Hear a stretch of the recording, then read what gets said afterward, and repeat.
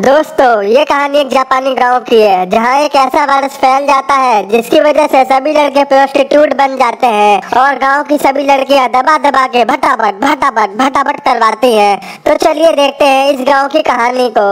ये कहानी एक जापानी गांव के बहुत पुराने समय की है जहाँ पर एक ऐसा वायरस फैल गया था जिसको सभी लोग रेड फॉक्स कहा करते थे। इसकी वजह से पूरे जापान में जितने आदमी हुआ करते थे ये वायरस उनके ऊपर बहुत ही ज्यादा मात्रा में फैलता था, जिसकी वजह से 100% में से 80% आदमी मर चुके थे। वायरस तो अब यहाँ पर खत्म हो जाता है, लेकिन इसकी वजह से सब कुछ यहाँ पर चेंज हो गया था। जो काम पहले बाहर जाकर आदमी किया करते थे, जैसे काम करना, अपनी फैमिली को पालना और सब कुछ बाहर का काम करना, ये सारे काम औरतें करती थी और यहीं पर वो अपनी फैमिली को काम करके पालती हैं। और जो बच्चे कुछ आदमी हैं उनका काम है मेकअप करके सेंटी बनना और पूरे दिन यहाँ वहाँ डोल का लौंडे फंसाना और उनके साथ भटाभट करना। जिन लड़कियों के बच्चे नहीं होते थे ये उनकी बच्चे करने में हेल्प करते थे और अब यहाँ पर शादियाँ भी नहीं हुआ करती थी। जो लोग यहाँ पर अमीर होते थे केवल उन्हीं की शादियाँ हो पाती थी। इसके बाद हम एक 19 साल के लड़के यूनोसिन को देखते हैं। ये थोड़ा सबसे अलग है, जहाँ बाकी लड़के मेकअप करके सभी लौंडियों को इम्प्रेस करने में लगे हैं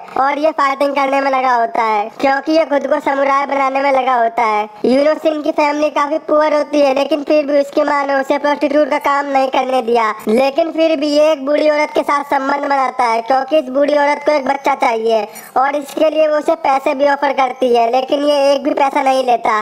यूनोसिन के घर के बाहर लड़कियों की लाइन लगी रहती है क्योंकि ये बहुत ही स्मार्ट होता है और ऊपर से ये लड़ाई में भी माहिर होता है। इसी वजह से इसके लिए काफी रिश्ते भी आते हैं, लेकिन ये सभी रिश्तों को रिजेक्ट कर देता है क्योंकि एक लड़की से प्यार करता है जो इसकी बचपन से ही काफी अच्छी दोस्त है, जिसका नाम ओनुबू है। दोनों एक दूसरे को काफी टाइम से पसंद करते हैं, लेकिन आज तक ये दोनों एक दूसरे को बोल नहीं पाते कि ये एक दूसरे को पसंद करते हैं क्योंकि ओनुबू की फैमिली कुछ ज्यादा ही रिच है। इसीलिए यूनोसिन उससे बोल नहीं पाता क्योंकि वो काफी अमीर लड़की है। घर आते ही यूनोसिन देखता है कि उसकी फैमिली की हालात काफी बुरी हो गई है। उनके पास ना कुछ खाने को है और ना कुछ पीने को। इसीलिए यूनोसिन डिसाइड करता है कि मैं ओकुल जाऊंगा। ओकुल का मतलब राजमहल में होने वाला एक तरह की प्रतियोगिता है। इनमें जो सभी आदमी होते हैं वो खुद को बहुत ही खूबसूरत बनाकर रानी के सामने आते हैं ताकि रानी उनमें से एक को पसंद कर ले और उनके बच्चों को जन्म दे सके।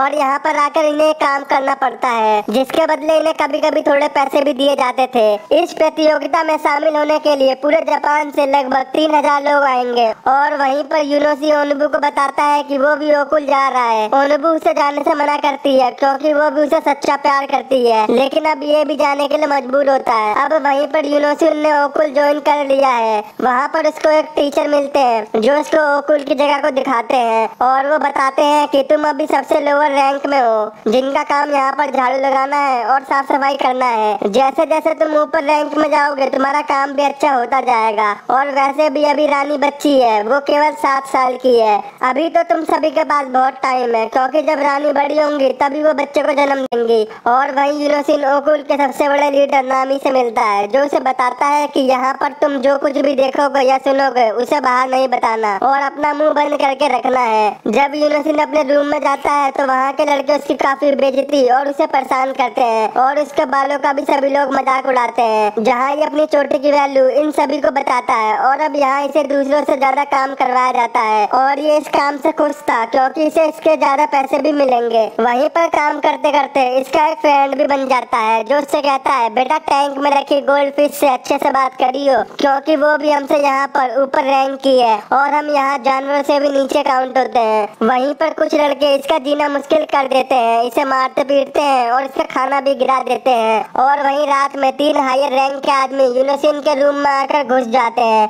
और इससे भटाभट करने की कोशिश करते हैं, लेकिन यूनोसिन उनसे लड़ता है और उन्हें मार के भगा देता है क्योंकि ये तो है ही फाइट में मास्टर। अगले दिन यूनोसिन ये सारी बात अपने फ्रेंड को बताता है। उसका फ्रेंड कहता है ये सब तो यहाँ पर नॉर्मल है क्योंकि अभी रानी 7 साल की है और ओकुल में लड़कियों का आना साफ मना है, इसीलिए ये सभी आदमी एक दूसरे के साथ ही भटाभट कर लेते हैं। ये जानकर यूनोसिन को काफी अजीब सा लगता है। एक दिन ये कुछ आदमियों को एक रूम में फाइट करते हुए देखता है और वो भी बाहर प्रैक्टिस करने लगता है, जिसे देखकर नामी उसके पास आता है और उसको अंदर ले जाता है और इसे फाइट करवाता है। अब इसकी फाइट यहाँ पर सबसे बड़े फाइटर के साथ होती है, जहाँ पर सभी लोग इसका मजाक उड़ाने लगते हैं। वो कहते हैं अबे चल ये क्या जीतेगा। फाइट होते ही यूनोसिन उसे 2 झटके में हरा देता है। ये देखकर सब शॉक हो जाते हैं और वो फाइटर भी, जिसकी वजह से वो बहुत गुस्से में आ जाता है और यूनोसिन को उल्टा सीधा बोलकर चला जाता है। एक रात यूनोसिन अपने फ्रेंड को बताता है कि उसे यहाँ पर बिल्कुल भी अच्छा नहीं लग रहा है। तो वो कहता है कि बाहर की दुनिया तो इससे भी बुरी है, अगर तुम बाहर जाओगे तो तुम्हारी शादी होगी, अगर तुम उस लड़की को बेबी नहीं दे पाते तो वो तुम्हें तलाक दे देगी। ये सब सुनकर यूनोसिन को फील होता है कि यहाँ पर लड़कों की लाइफ ज्यादा ही खराब है, बाहर जाओ तो दिक्कत, यहाँ रहो तो दिक्कत। जो लड़कियों के साथ होता है ये लोग यहाँ पर लड़कों के साथ कर रहे हैं। अगले दिन कुछ लड़के पूरे ओकुल में ये बात फैला देते हैं कि यूनोसिन ने यहाँ के बेस्ट फाइटर को हरा दिया है और इसी वजह से कुछ लड़के यूनोसिन पर डोरे डालने लगते हैं और उसे पटाने लगते हैं। और उसी रात वो फाइटर फिर से यूनोसिन को फाइट के लिए चैलेंज करता है, लेकिन वो फाइट नहीं करना चाहता था, पर यूनोसिन को उसे फाइट करनी पड़ती है क्योंकि वो उससे ऊंची रैंक का था। और इस बार भी यूनोसिन जीत जाता है और ये फाइटर हार जाता है, जिससे वो फाइटर बहुत हर्ट होता है। वो बैठकर यूनोसिन से मौत की भीख मांगता है और फिर यूनोसिन उसका गला काटकर उसे मार देता है। अब अगले दिन यूनोसिन से पूछा जाता है कि उस लड़के से कौन मिला था और उसे किसने मारा। वहीं यूनोसिन कहता है कि मुझे नहीं पता इसे किसने मारा। और दूसरी तरफ महल में खबर फैल जाती है कि उस 7 साल की रानी की किसी बीमारी की वजह से मौत हो गई है। इसके बाद अब किसी और को रानी बनाया जाता है, जो कि बहुत ज्यादा स्ट्रिक्ट और उल्टी खोपड़ी की होती है। और ये पहले दिन ओकुल की सारी दासों को निकाल देती है क्योंकि वो लोग यहाँ पर सोना और अच्छे कपड़े पहनकर आती थी। अगले दिन रानी एक नॉर्मल लड़की बनकर गाँव में घूमती है, जहाँ वो देखती है कि सभी लड़कियाँ कितनी मेहनत से काम कर रही हैं और आदमी प्रोस्टिट्यूट बने हुए हैं। वहीं पर रानी एक छोटे से लड़के से मिलती है जो कि प्रोस्टिट्यूट नहीं बनना चाहता था। दूसरी तरफ ओकुल में खबर फैल जाती है कि अब रानी सभी लड़कों को देखने के लिए तैयार हो गई है और तुम सबके पास बहुत कम टाइम बचा है, इसीलिए तुम लोग तैयारियां शुरू कर दो और इसमें केवल हायर क्लास के आदमी जाएंगे। लेकिन यूनोसिन तो लोअर क्लास का होता है, पर नामी उसे हायर क्लास में प्रमोट कर देता है। और अगले दिन सभी अपने लिए रंग बिरंगी ड्रेस चूज करते हैं, लेकिन यूनोसिन ब्लैक ड्रेस को पसंद करता है और अपने टेलर से एक मस्त सी ड्रेस बनवा लेता है। लेकिन उसके पास उसे देने के लिए कुछ नहीं होता, ना ही पैसे और ना ही कुछ, इसीलिए वो उसे किस दे देता है। और ऐसे ही कुछ दिन तक ये टेलर और यूनोसिन प्यार मोहब्बत करते हैं और इनका चलता रहता है। अब वो दिन आ जाता है जिसका सभी को बेसब्री से इंतजार होता है। जब यूनोसिन अपनी ब्लैक ड्रेस में आता है तो सभी लोग उसका मजाक उड़ाने लगते हैं क्योंकि वो सबसे अलग ड्रेस पहन कर आया था। इसके बाद रानी आती है और तभी उनका पैर गलती से फिसल जाता है, जिसकी वजह से वो लड़खड़ा जाती हैं और उनमें से एक तभी हंस पड़ता है। तो रानी कहती है कौन सा है बे।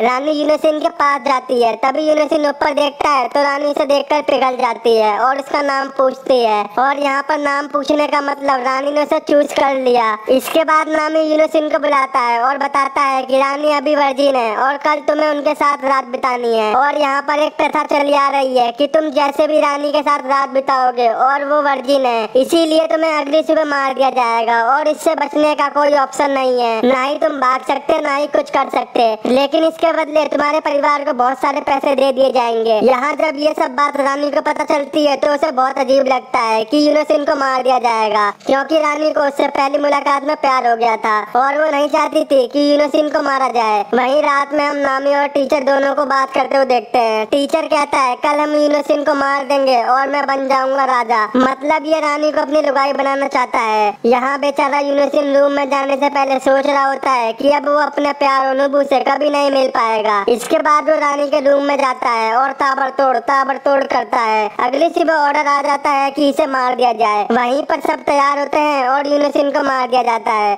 इसके बाद यूनोसिन की फैमिली को पैसे दे दिए जाते हैं और उन्हें बताया जाता है कि यूनोसिन की एक बीमारी की वजह से मौत हो गई है। कुछ महीनों बाद हम ओनुबू को देखते हैं जो अभी भी यूनोसिन को भूल नहीं पाई है। तभी एक दिन यूनोसिन भी वहाँ पर आ जाता है। शौक हो गए ना कि ये जिंदा कैसे है, चलो बताता हूँ। उस दिन उसे मारा नहीं गया था।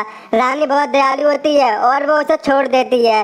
वहीं ओनुबू कहती है अब मैं तुम्हें कहीं नहीं जाने दूंगी। दूसरी तरफ रानी ओकुल में सभी लड़कों को वहाँ से आजाद कर देती है और कहती है तुम अब आजाद हो, तुम्हें जो करना है वो करो। और वो उनको थोड़े थोड़े पैसे भी देती है। यहीं पर इस मूवी का एंड हो जाता है।